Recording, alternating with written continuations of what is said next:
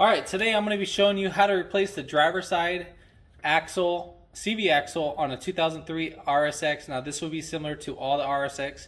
This is the Type S, but it is similar to the base model. Lug nuts will be 19 millimeter. This one has special keys, so we're going to go ahead and take this one off.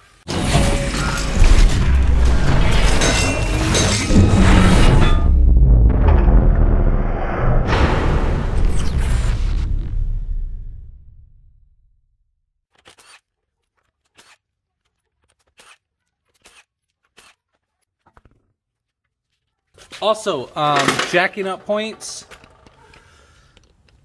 I lifted up from the front subframe. So right here, there's a little notch right here. So you can lift it up from this subframe. And then you can use your jack stands on this subframe too. Normally those are plastic right there. Alright, so we're going to go ahead and take off this 10 millimeter right here. We are going to take off this 12 millimeter right here. And then we're going to go ahead and take off these 19 millimeter. So it's 19 right here. So 1, 2, and then you have two 22s on the opposite side. So we're going to go ahead and loosen up those.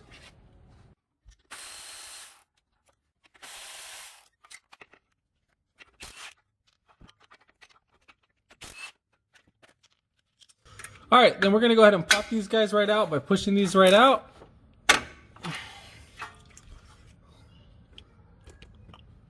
So we'll just pull them back.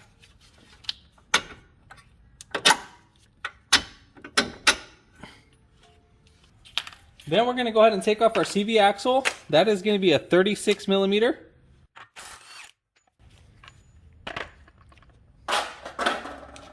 And it should push out. If it doesn't push out, then what you need to go ahead and do, tap it with the hammer or spray some WD-40, let it penetrate for a while, and so on. So while pulling back, so we're going to pull the rotor back, and then we're just going to bang on this sucker.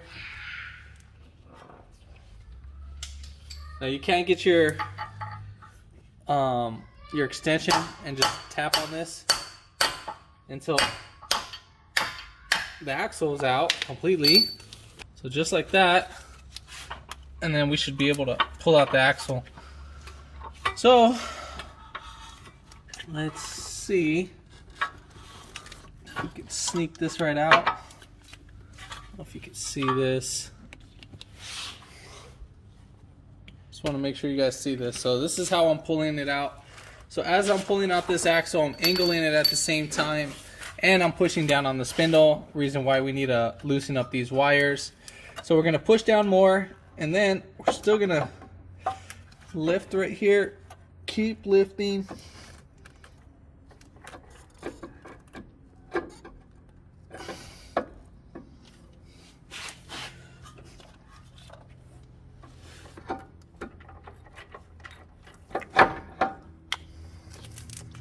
Let me try it from the other way.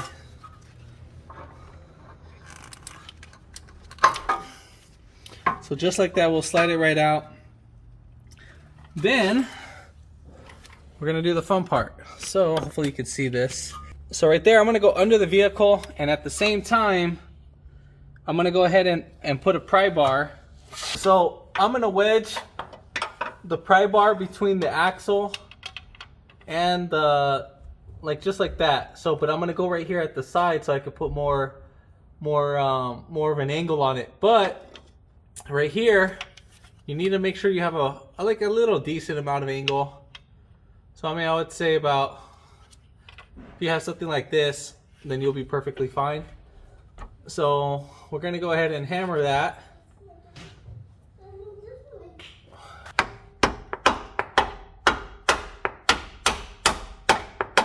And then there we have it.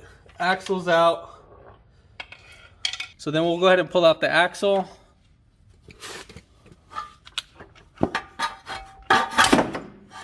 And just like that. So just so you see the setup that I did to pop out the axle. So just so you're aware, this is what I pretty much used. Literally tapped it and so on. So now we are ready for the install. So let's go ahead and do the install. So when pushing this axle in, we need to make sure that we insert it.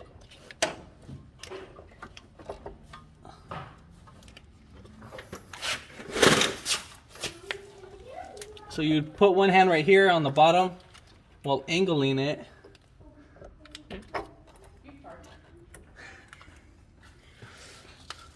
So then while holding this, we're gonna pull back the CV axle maybe about like 1/2 inch, not that much.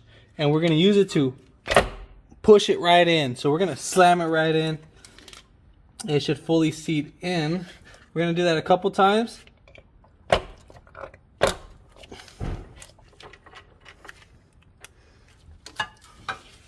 So if it doesn't want to seat in my case, it's not, you know, great for me.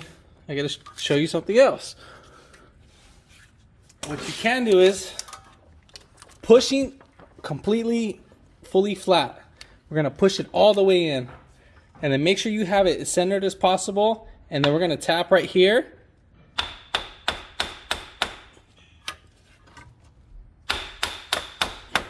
And then once you hear that, where it's echoing throughout the transmission, it's fully seated. So right here, as you can see, right there, that's how you know we're fully seated. There shouldn't be anything shown. This should be fully seated, so just like that. So you can see that. So that'll be it right there. It's gonna be your gap. Alright, so now we're gonna go ahead and put in the axle. So, same thing.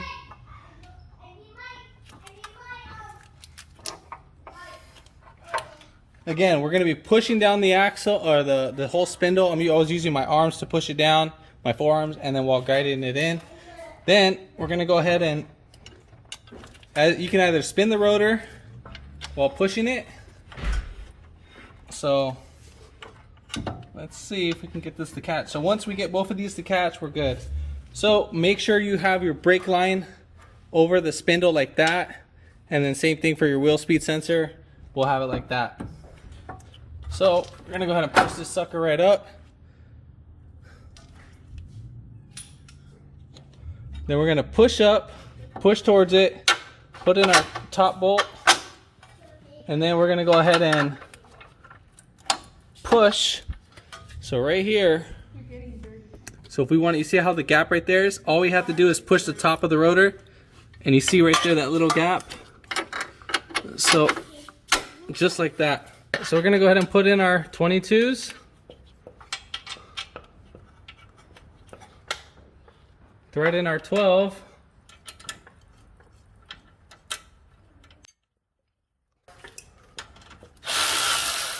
So when you're tightening this, you need to make sure that this is centered inside right here. So hold this right here. You need to make sure that this lip is not hitting like that, or it's not seated down like that. So we need to make sure it's in like that.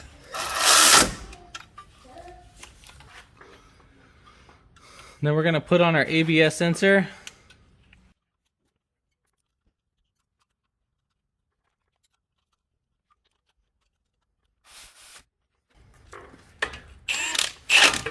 All right, so we're gonna go ahead and tighten down the spindle bolts.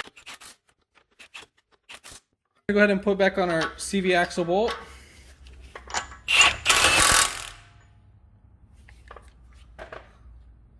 Then we're gonna go ahead and spin this right around.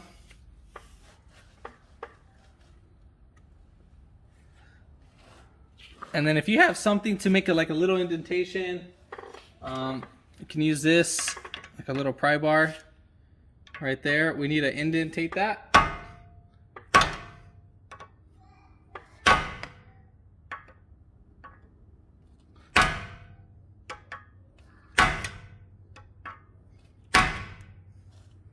All right, so we made our indentation. Now we're ready to put on the wheel.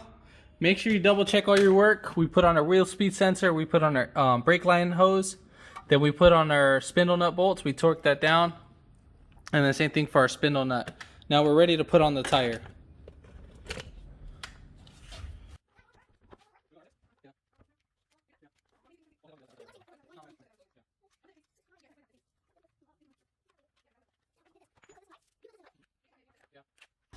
All right, so we're gonna go ahead and tighten down the wheel.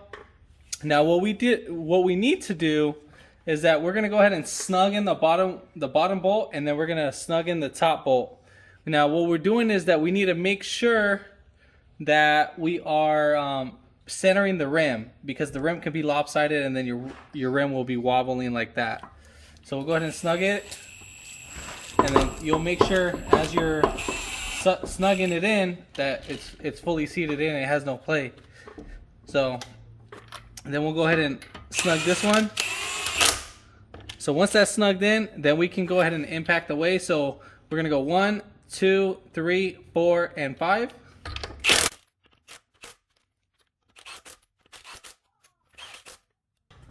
And then you're basically lift up the vehicle, lower it right back down. If this video helped you out, give it a thumbs up, comment down below if you have any questions, and hit that subscribe button down below for more upcoming videos in the future. And thanks for watching.